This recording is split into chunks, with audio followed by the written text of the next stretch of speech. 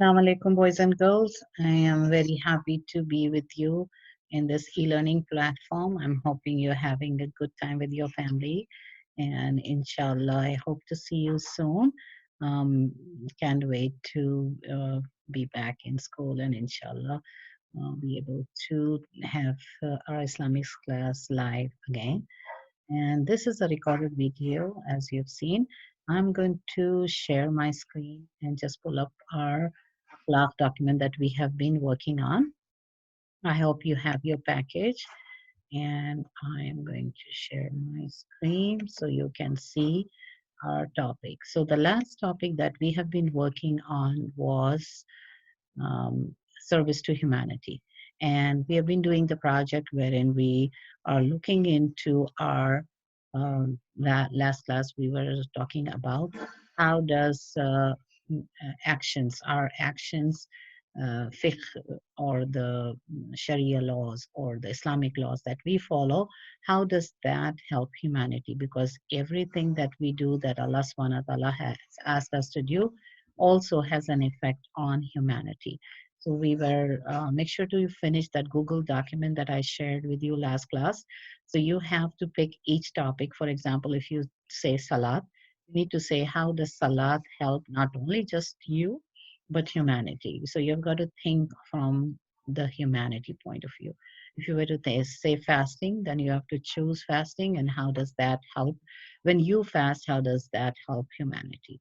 So our actions are not just for us because it's a universal law and because Allah subhanahu wa ta'ala is our creator. And when somebody, even if you see something as small as a bag or an iPhone, everyone who creates something has a written instruction of a written manual of how to handle that product. So Allah subhanahu wa ta'ala created us, He knows us, and He is closer to us than our jugular vein. So He knows what we need, and we discussed that in our last class. So today we are going to talk about um, and I think in the last class we just left off here where it says what actions break hakunas. So hakunas is people's rights over you.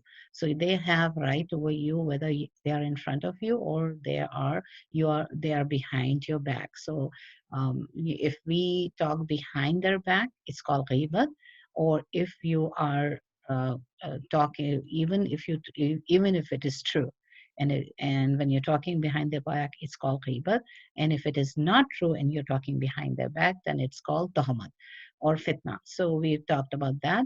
And on the day of judgment, we discussed that if people have a right on us, they will claim that right before we go, on the Sirat Pul, they are going to claim their rights. So, for example, if you owe somebody something, or if somebody has not forgiven you for their mistake, for the mistake that you have done against them, then they could ask for your good deeds.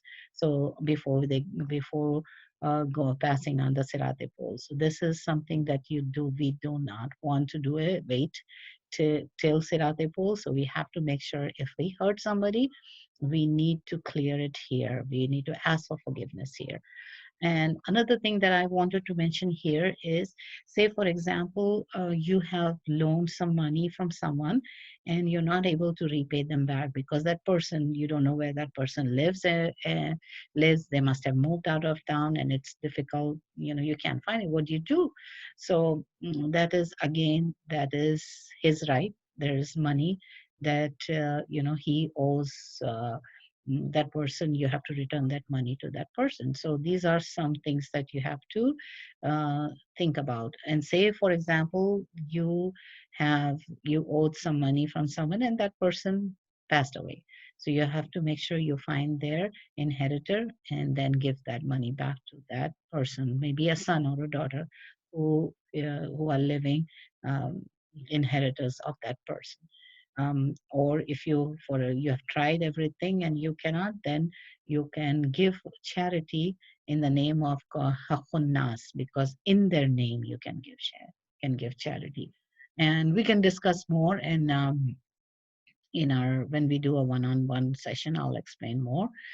So just a little bit brief about that. So remind me when we uh, go into Day of Judgment. We'll discuss more about this because there's more details than what I'm just telling you. Okay, so. mm, Going so our next chapter is your favorite, is going to the theater and watching movies. So in olden days we didn't have TV, but in modern times, you don't have to go to the movies. Right now you have everything is on Netflix, everything comes on TV. And so what does Islam say about that? So for example, if you think of any situation there, if you go to any restaurant, there are haram things, there are halal things. So going to a restaurant doesn't mean that you are going to have those haram things. So the choice you make is you have vegetarian options there. You have maybe a fish option there that that you want to eat.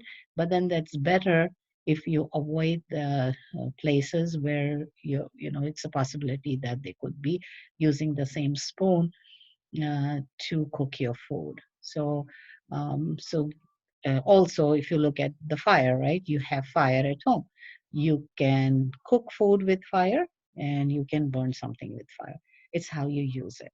So in the same way, when you are making a choice of entertainment, it is up to you to decide. The what you're watching, is that the contents of what you're watching, is that haram or is that jayez. So this is something that you will think about, especially movies. So again, what are some effects? So we have to analyze and see whatever we are watching, is that offensive in nature? Is that are there any shameful acts in there? Or is there any decent indecency, or is there any haram action that's going on that you will be witnessing? So all these things you have to think about. Unfortunately, nowadays, today's movies are geared towards the youth, and it's all about the rating. So what does everyone want to watch? What are the trends going on? So they are going to show what the general public likes. So this is the consensus, and basically they show what sells. So these movies are, they sometimes are not good influence. Most of the time, they're not good influence on youth. So you have to be very careful as to what you choose. So yeah, they make the desires of the nafs. So you have to see that how are you handling your desires, because it says in the Quran, desires lead to punishment. So at every time you have a desire, you need to know how to direct that desire. Is it going in the right direction? So another factor that movies could be problematic is because of the music content in it. And last time I was discussing with you to Google, not just Google, but go to Google Scholar, because that has research articles in it, and check to see is there any harmful effect of music. And there are some good research articles that talks about how people have lost their hearing. And because yes, of course, they will also tell you the benefits of music, but then Allah subhanahu wa ta'ala always says that when you have some benefits, the long term uh, uh, the this long-term disadvantage on certain things prevails. So if something has mm, it's harmful for you in long term, then that little benefit that you see, you need to uh, you know uh, because what prevails is the end result. The end result is what is more devastating for a person is the effects of music. But a little bit of, if you see, for example, some people say, drinking wine, or the harmful effects of this thing, they try to justify that little bit is not it is okay. But then Allah subhanahu wa ta'ala is telling, because it all starts with that little one drop, right? So everything starts with that. So the long-term effects are very harmful for these things. Whenever Allah subhanahu wa ta'ala has stated something is haram, that means the effect of it in the end is not a good um, outcome for us.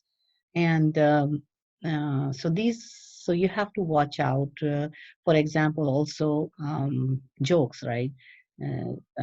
Comedy. You have seen comedy, and sometimes these comedians make fun of other people by letting other people down.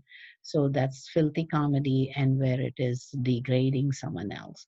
So these are what happens is when you watch these films, then after a while it becomes a norm, and then you start thinking that it is okay.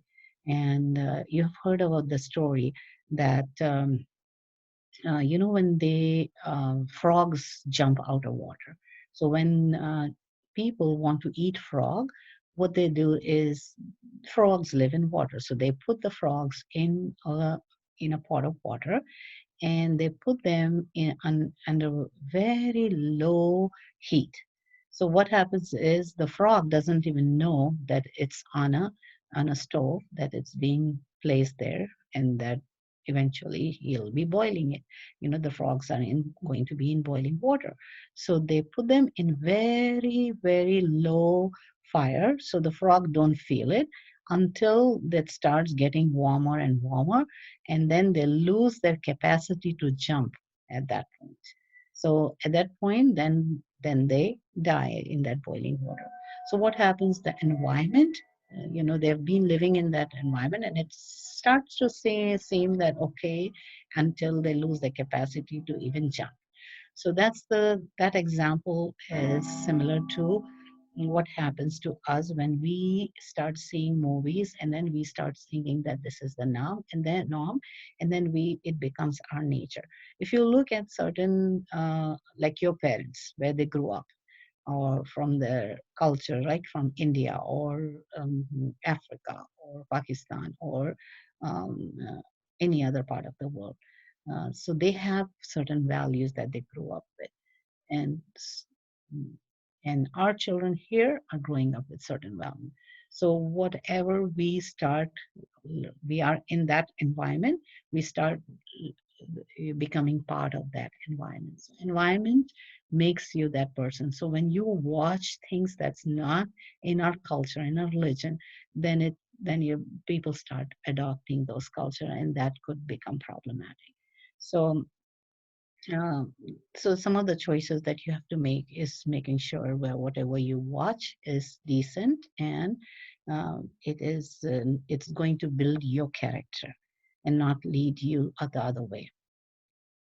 Uh, but another point I want to say is when you are in a theater, you don't have control of what, say, for example, in a scene, there are some good scenes, and then there are something that's problematic.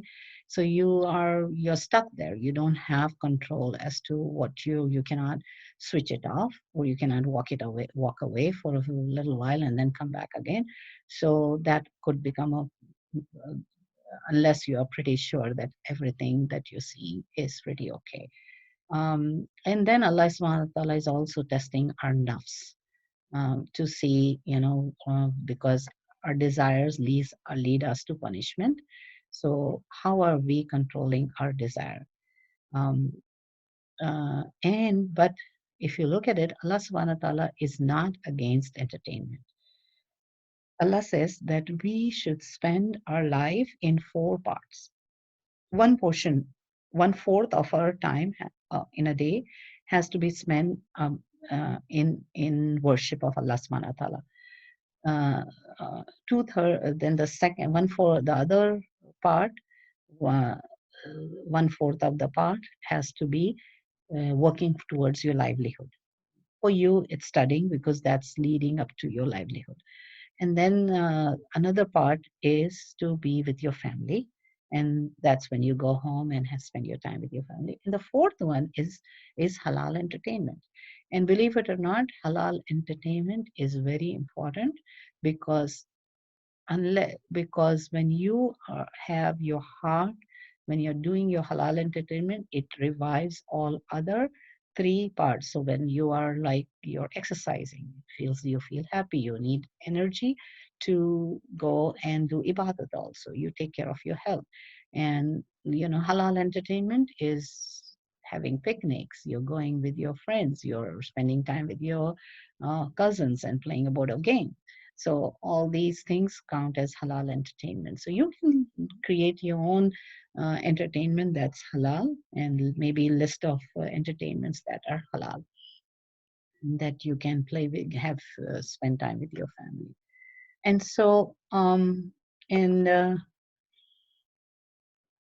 what else? So these are some of the things that I wanted to cover, and we can discuss more. I know this is a topic that I really wanted to discuss with you, but inshallah, when we come back, we'll have like a pros and cons, and what do you like, and what are the problems that you see, and what are some halal ways of having halal entertainment. So we'll discuss this more when we meet, inshallah.